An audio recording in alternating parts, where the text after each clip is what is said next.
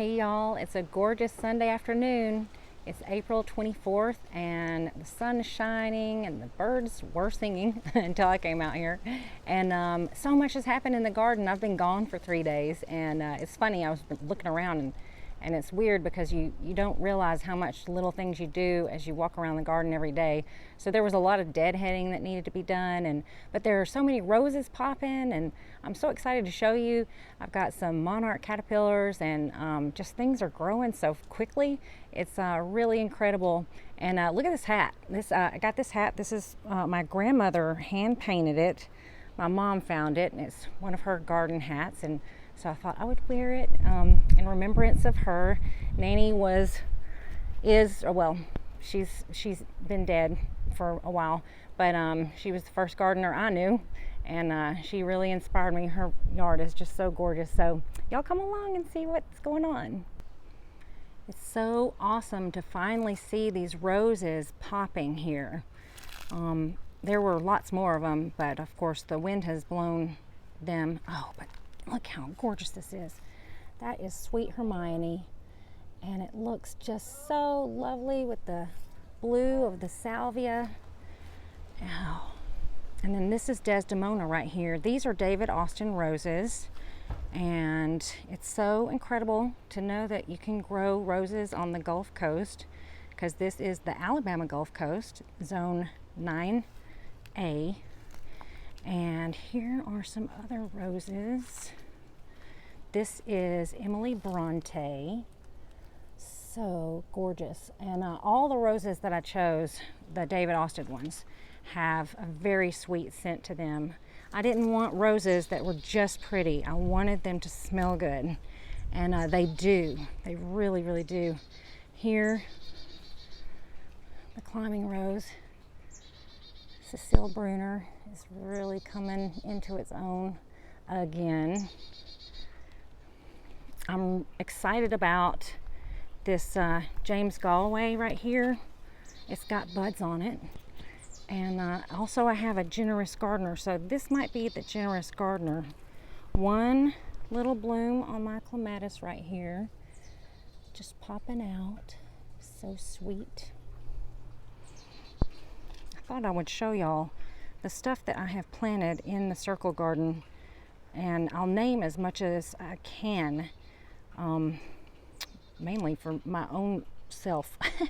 But I was going to show you this Diamond Frost Euphorbia mixed with geranium, and I was going to show you this cup and saucer vine has really taken off. Here it is. It's going to wrap around this trellis.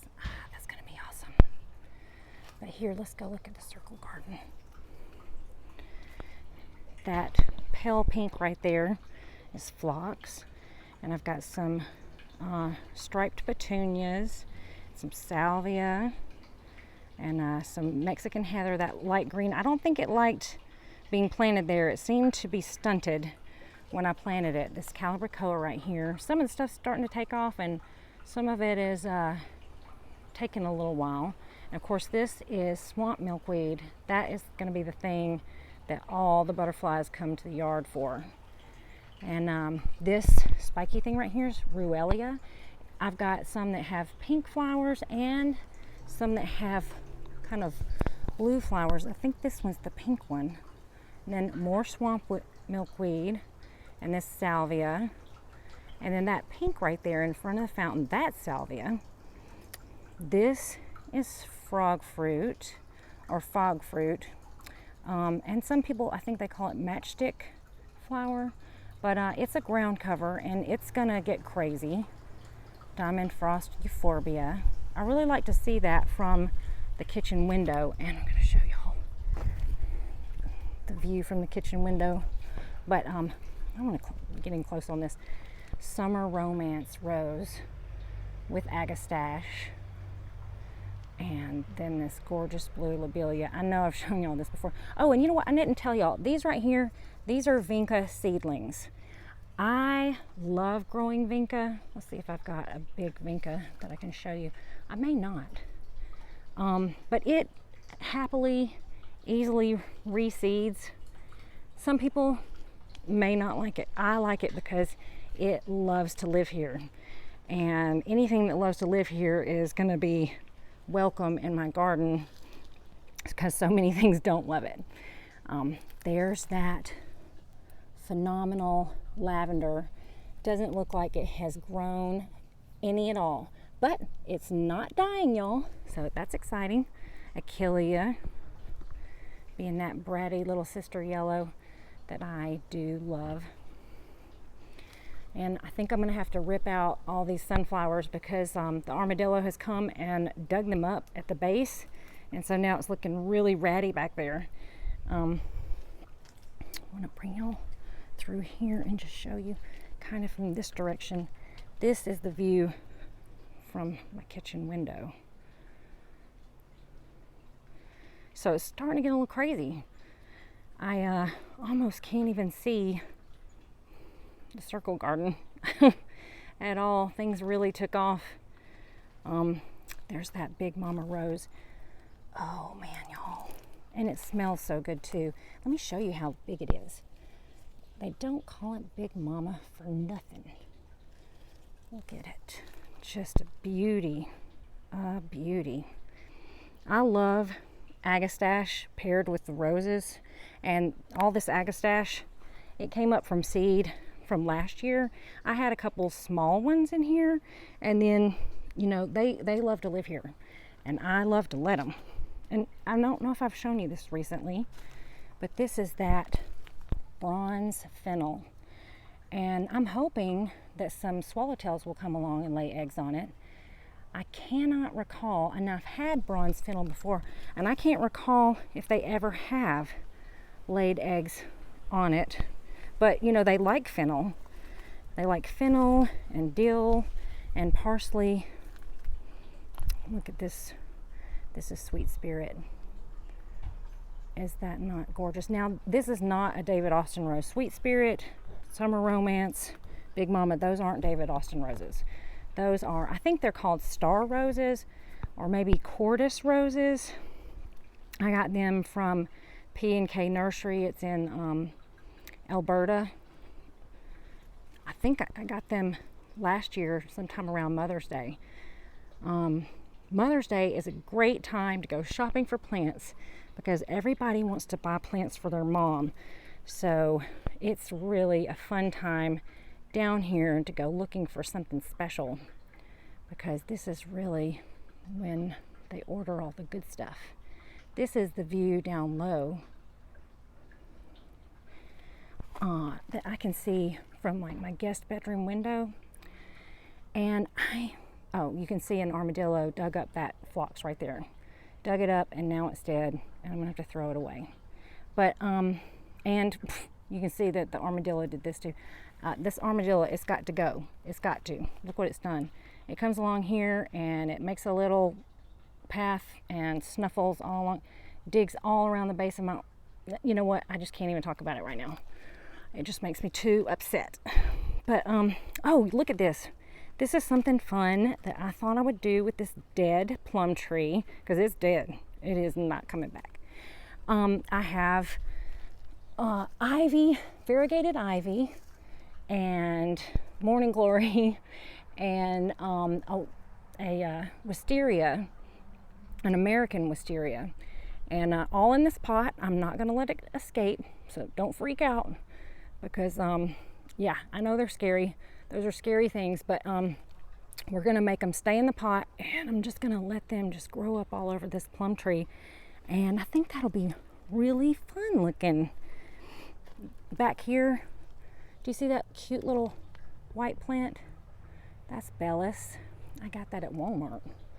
I went back a week or so later to see if they had more interesting things, and no one had bought the Bellis or the Bugleweed. I was going to show y'all that Bugleweed because I guess they didn't know what it was, and then it was all kind of overgrown and dried up and horrible. But this is the Bugleweed, and it's a ground cover, and I think it has some kind of blue flower. So I'm excited about that. And I did grow some more creeping Jenny, but don't worry, I'm going to keep an eye on it. I won't let it get crazy. We're not going to have another mint incident. Oh yeah, I want to show y'all the deal. Look how huge this deal is. Oh, and look at this. Do you see this wasp right here? This might be, could possibly be why I have not found any eggs in my deal yet. I'm not sure, but I know that there are a lot of parasites. I mean, well, yeah, well, a lot of things that search for caterpillars and want to eat them. And I know wasps are one of them. I don't know if this is the kind of wasp or not. Maybe he's just innocently drinking nectar, but you know, couldn't tell you for sure. But I've been keeping an eye on all of my larval host plants, looking for caterpillars, which reminds me, I want to show you one, if it's still there. So in the circle bed, I have planted 2 different kinds of milkweed. And here's one, and I don't know why he's down here, but I'm not going to move him because he may be trying to shed his skin. But you see, that is a monarch caterpillar at the base of this milkweed. And then I've got this native white milkweed that I just planted. I think I showed it to y'all when I bought it. I am really thrilled with it. It's little. Look, see how small it is? It is a little plant. And I'm wondering, I don't even know how many caterpillars that could support because that is small. Probably just 1 or 2, but everything's really dry because I've been gone, you know, for 3 days. I need to water everything, and I'm going to do that tomorrow. I've got some interesting plants here that I've never talked about before because, well, I may have talked about them, but this is wild petunia, and it's not flowering right now. I have one that is. Let's go look at it. It's got a pretty little flower on it. Let's see if I can get in closer for you to see. That is wild petunia. And I've got some growing in a pot right here where it, the seed just kind of fell into this pot last year. Also, I have the Jewels of Opar coming up. And I hope I get more of those. I really love them. Oh, this too I need to show you. So I do have a couple of milkweed seedlings. They're small, and I decided to plant them, and this is swamp milkweed, so it's going to get as big as that swamp milkweed in the front of the circle garden. It's going to get big, but I thought, you know what, I'm going to plant them in these pots to keep them safe so that they can at least get big enough without being dug up by the armadillos. And this is Stokes Aster. If you can get a hold of that, get you some. Now, and they do sell it like at Lowe's and Home Depot. Like this one that I have over here, it is giant, and I'm hoping that it'll bloom soon. You see how big that is? That is huge. It died back, and I didn't know if it was going to make it, but I'm hoping that I'm about to have some blooms, because let me tell you, the butterflies go crazy for those flowers. This is Monarda, or Bee Balm. And then over there's that lavender hanging on. It doesn't have any blooms on it, but it's still making it. And then I couldn't remember what this is, and I'm guessing it looks like some sort of cone flower. So I'm glad that it's pink, because in this perennial bed, I've got a lot of things that are going to be pink and purple. Some things are looking good, and other things are not. Like, I'm very sad to say that this Texas sage looks like it's dying on me. I mean, it just looks brown and gross, and it doesn't look happy at all. I may have to go get another one. I don't know what I did to it. And that snapdragon back there, this right here, is some snapdragon.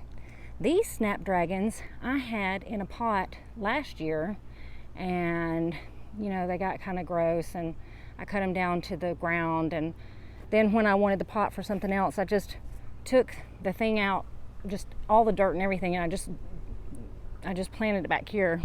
And I thought, well, if it wants to live, it will, and if it doesn't, then it won't. And it is living. And then I was going to show you this. I threw out some borage seeds. This is borage. This is what their seedlings look like. They're fuzzy, and they say the leaves are edible, but I guess what you want to do is you want to eat the young leaves, because I mean, they're fuzzy. I don't really know why you would want to eat that unless you were starving. But the flowers are really pretty though. They're blue and they're star shaped, and they say they taste like honey.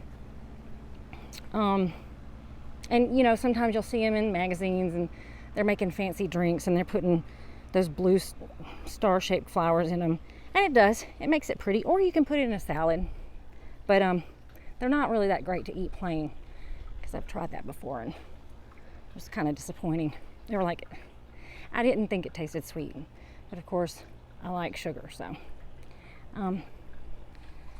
something else that's growing in the circle garden that I don't know what it is, and it looks like it's got something on it. Need to wash that. But don't you love this silvery foliage? And it has this it has a yellow bloom to it. What is that? Ew. I might need to wash that off. Ew. That's gross. And I've got some dill growing right here. And this is wild bergamot. I don't know what the flowers are going to look like, because it has never flowered. It did not flower last year. It was kind of lame and didn't do well. It looks a lot better this year, and I've got some tall ones right here, so we will see what it turns out to look like. Maybe it's got a light purple flower to it. I'm wondering if this is the one that people call horse mint. It doesn't really have an intense scent to it like the other bergamot, but there are some snapdragons back there. That's the pink and white. And then this Gara. I'm really enjoying this Gara, and it didn't do well last year either. In fact, almost everything that I put in this circle garden didn't do well at all last year. But it seems to be doing better this year. Maybe it's getting more water. And of course, this is that Verbena Bonariensis, and look, it's blooming. So I can show you the blooms. If you watch any kind of British gardening show, they're going to have that, and it's going to grow tall, I hope. We will see. So then I was going to take y'all around here and show you. Oh, I did put the pansies under the orange tree. They are loving it. That's really going to extend their life. And then I did plant some back there, but that was a lot of work to dig so many holes. So I was like, you know what, I'm just going to leave them in the pots. And this is, I think this is Valerian, and it's never bloomed. I started it from seed in this pot, and it takes off. It seems to do well. I probably should plant it in the ground. It's probably root bound, but I've never seen it flower. But I think I'm going to take that out and plant it right there. So yeah, I'm going to plant that in the ground and just hope for the best as far as the armadillos go. I planted pansies around here, and I've got tons of Agastache coming up, and I forgot to tell y'all, maybe I did tell you already, but that is a poppy, and it's just not doing well. I don't think poppies want to grow here, but hydrangeas seem to be doing well, and I think this lemon balm is really going to fill in this spot right here. And one more thing that I'm really excited about, over again in front of the rose arbor, or kind of to the side, I threw out some forget-me-not seeds, and it's looking like this possibly could be forget-me-not flowers. So I'm looking forward to seeing if that's what it is, and hopefully it won't get dug up. Oh, and I wanted to show y'all the corn. Let's go show you really quick.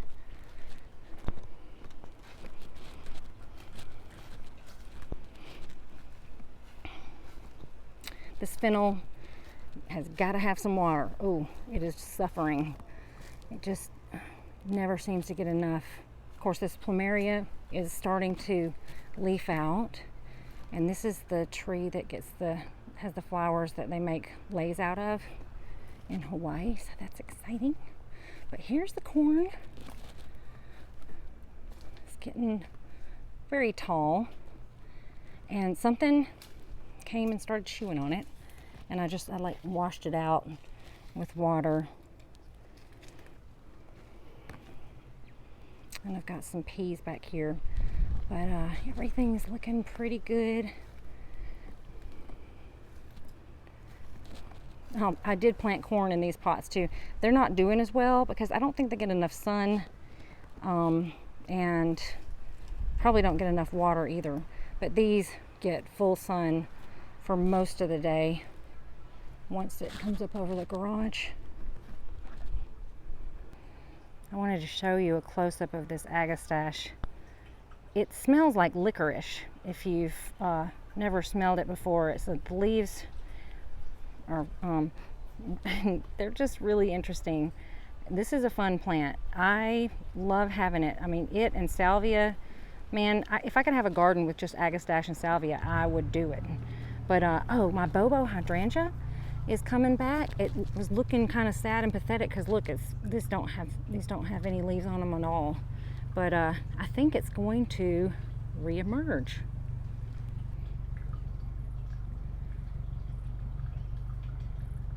I hear some hummingbirds having a fit, and I see it, but it's too far away for me to really zoom in and show it to you. I think what's happening is it doesn't want to share with somebody else, and it's doing some kind of flying show for them. But hey, I want to show you this. See these lavender? They haven't died yet. They're still alive, probably because they haven't gotten any water in the past 3 days, and that's what they like. So, oh, and look, they're even blooming. It's a miracle. Stay tuned next week for when I show you their dead bodies.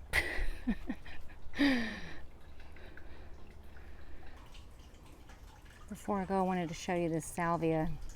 Look at the pattern on the leaves. It's some sort of magenta salvia, and this is going to be a dark pink, but isn't that really neat? It's leathery feeling, and I put it with this Calibrachoa. I'm hoping that it'll grow pretty tall, and that the Calibrachoa will kind of trail over the pot, and that you'll be able to see that from when you're standing, in front of the fountain. I'll show you in just a second. So what I really want to have happen is have that salvia behind the fountain grow taller and bloom, and have the Calibrachoa kind of spilling over the edges, and have the pentas and those phlox just kind of growing up tall and just kind of being not really a wall of color, but just a lot of color, because as you can tell, I'm wanting a lot of color, and the more color the better. But I'm hoping it's not looking like crazy color. But I guess one of the reasons how I'm trying to keep it from looking like crazy color is trying to keep kind of the same color palette throughout. Although there will be a little bit more yellow in this circle bed, and we'll see what happens with that. The sun's really bright in the front yard, but I wanted to show y'all these wild phlox flowers that I have growing here that I got from my friend Carol. They smell so good. They smell kind of like a lightly scented gardenia, and they're just lovely. They just spread by themselves. I've got them growing, wild in the front yard. This is what they look like, and I think that the butterflies like them. I'm hardly out in the front yard, so I couldn't really tell you for sure.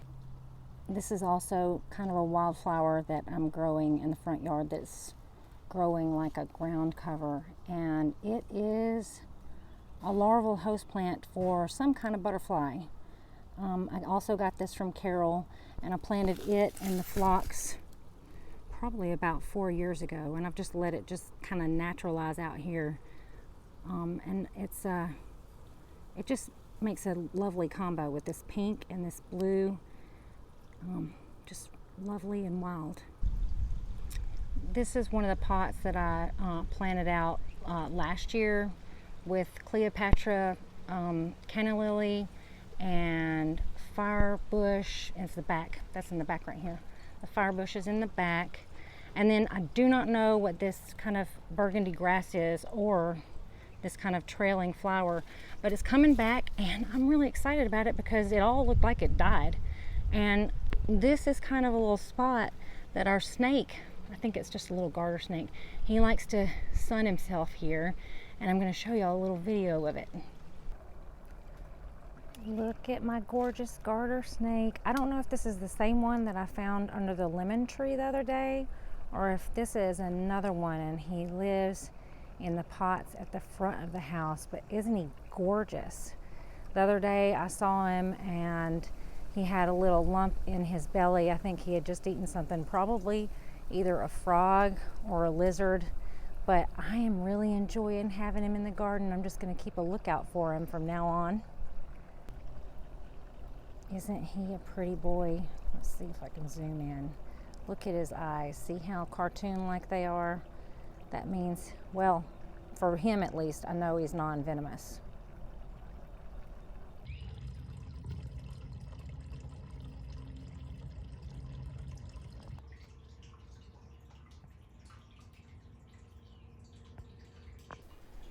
Thank y'all so much for joining me on my garden tour, and I can't wait to find out what y'all are doing in your gardens. It's so much fun getting to hang out with y'all. Thanks. Bye.